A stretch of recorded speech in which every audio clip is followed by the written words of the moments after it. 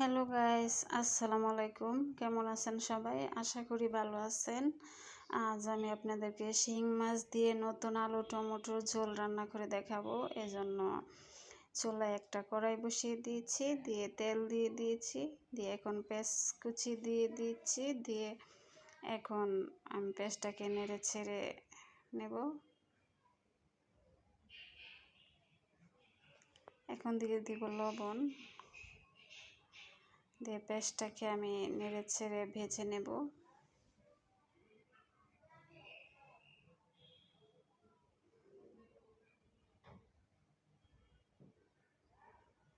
পেস্টটা ভাজা হয়ে গেছে। এখন আমি এখানে মশলা পেস্ট দিয়ে দেবো। এখানে আদা জিরা রসুন পেস্ট আছে, দিয়ে দিয়েছি 1 টেবিল চামচ। দিয়ে আমি কাঁচা গন্ধটা যাওয়া অবধি আমি ভেজে নেব মশলাটাকে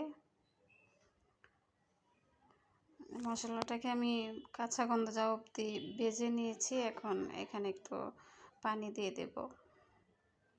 আমি এখানে পানি দিয়ে দিয়েছি, দিয়ে এখন আমি গুঁড়া মশলাটা এখানে দিয়ে দেব।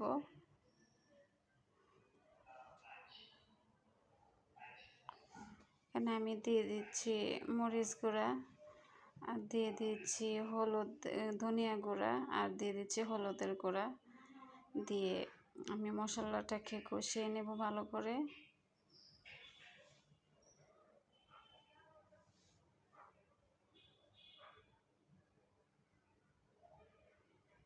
আমি ভালো করে মশলাটাকে কষিয়ে নেব, উপরে তেল বেশি ওঠা অবধি কষিয়ে নেব।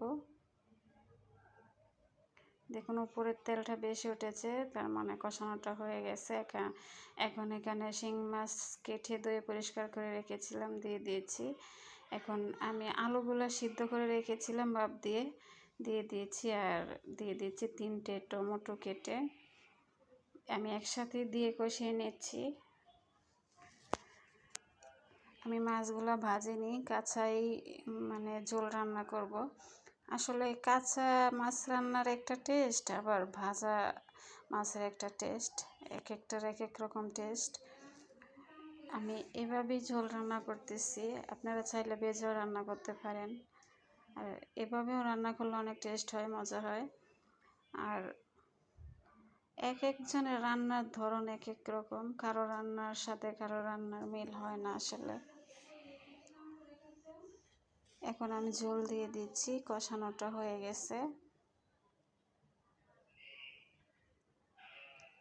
আমি একটু নেড়ে ছেড়ে দিয়ে কষিয়ে নেব। এভাবে ঝোলটা রান্না করলে খুবই টেস্ট হয়।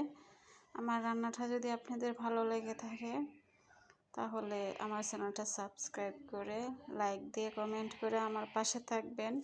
আর আমার রান্নাটা কেমন হয়েছে আপনারা কমেন্টে জানাবেন প্লিজ। আর আমাকে ভিডিওটা দেখার সময় একটা লাইক দিবেন, কারণ আপনাদের লাইকে আমার অনেকটা উপকার হবে, কারণ অনেকের কাছে আমার ভিডিওটা পৌঁছে যাবে, এতে করে আমার উপকার হবে। আপনারা তো আমার ভিডিওটা দেখবেনই, তাহলে একটা লাইক দিন প্লিজ।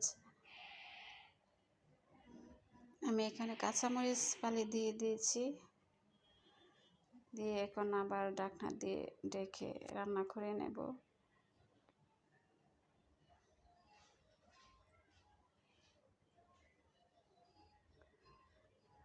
আমার রান্নাটা প্রায় হয়ে গেছে। আপনারা যদি আমাকে সাপোর্ট করেন তাহলে আমি আরও এমন ভিডিও বানাতে সাহস পাব। আপনাদের মূল্যবান সময় দিয়ে আমার ভিডিওটা দেখার জন্য ধন্যবাদ। আর এর মধ্যে আমার রান্নাটাও হয়ে গেছে, এই দেখুন।